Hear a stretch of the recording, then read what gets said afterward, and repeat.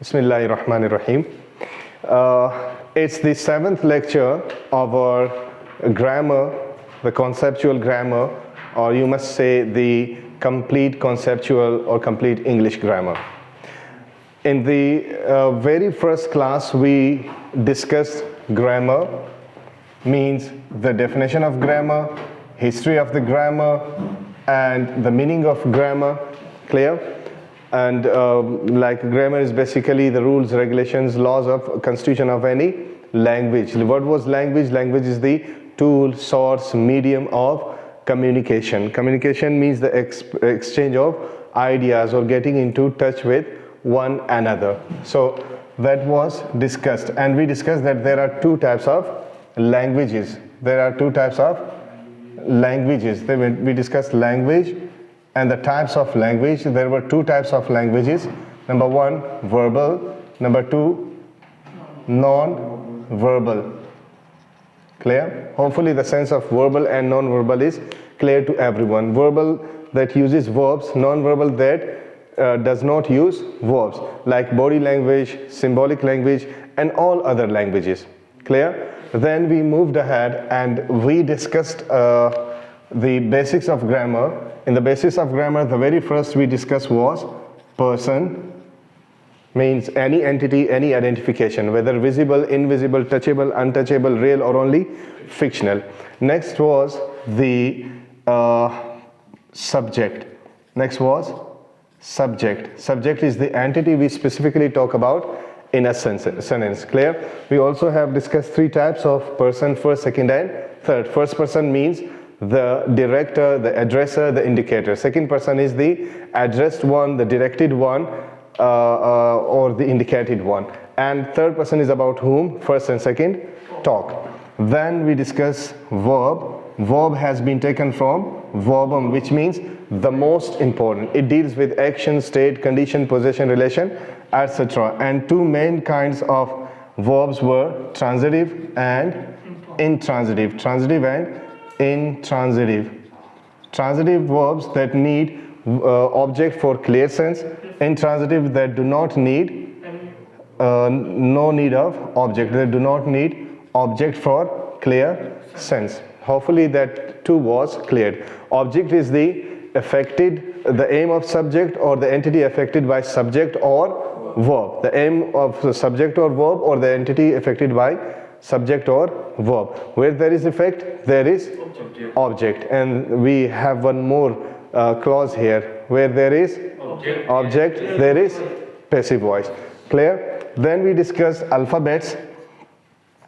Then we discussed after object we discussed alphabets. Alphabets. What are the alphabets? The basic structural and functional unit of words of any language. Clear? These are the base, the unit through which words are made. When different words combine together, what do they form? They form either sentence, clause, or phrase. Sentence, a word or group of words which gives complete sense, like combination of words. In combination of words, sentence, clause, and phrase. We discussed these three things. Sentence is the word or group of words that gives complete sense. However, a clause is a group of words. It's not a single word. It is always a group of words having subject and verb in it and does not give complete sense. On the other hand, phrase is again a group of words which does not give complete sense. It either has a subject or verb or none of them. Clear? And alphabets were of three types: vowel, semi-vowel, and consonants. Why vowels are called vowels? Because none of the words are completed without vowel sound. Number two, the origin of the alphabets is same, and the physiological position, the place of articulation, these all were same. Like teeth were not touching with each other, lips were not tacting with one another, and the tongue was stationary when you produce the sounds A, E, I, O, U. However, the next kind is semi-vowels. Why semi-vowels are called semi-vowels? Because they play the role of vowels when there is no vowel sound. Clear? And third was consonants, means the next 19 alphabets were consonants. And why consonants are called consonants? Because they are constant at their own place. They have some definite sound. The sound is changed from one another. The place of articulation is changed. The origin is changed. And some lips are touching with each other. Tongue is not stationary, and there are many reasons. And another reason is a word can be completed without consonant. And the example is a and I. Clear? Then we move towards tenses. Clear? We discussed that there are two types of tenses. Number one, definite. Number two, indefinite. Indefinite, why indefinite is called indefinite? Because it is not defined for one task. It deals with action, state, condition, possession, relation, etc. And definite is called definite because it deals with actions only. Definite is called definite because it deals with actions only. Clear? Okay. Then indefinite tense, every tense is of three types: present, past, and future. Because tense means tempus, which means time period or age. Clear? And we exercised and then we discussed the senses of tenses, that where to use which tense, where and how and why to use which tense. Hope so that too was clear. The next topic we completed was voices, active and passive voice.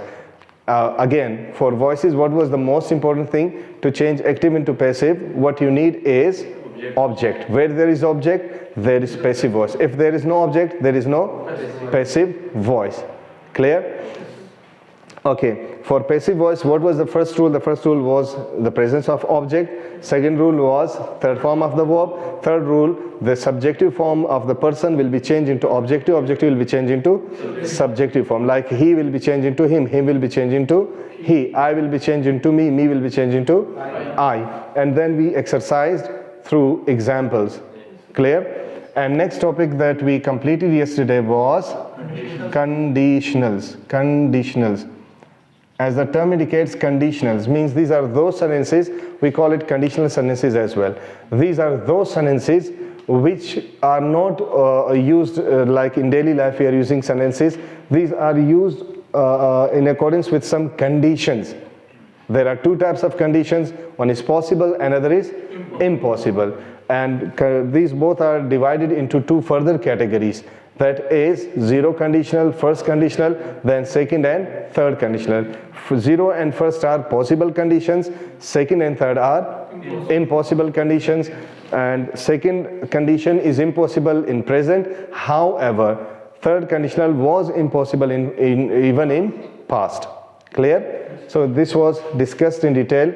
These are the 6 lectures of our grammar portion, and yes, of course, one very big topic was also covered in it that was necessary for your sentence correction, sentence completion, that was subject verb agreement. We already have discussed subject verb agreement. Hope so that is cleared either. Clear? And from now we would move towards our next lecture, which will be upon parts of speech. Pause it.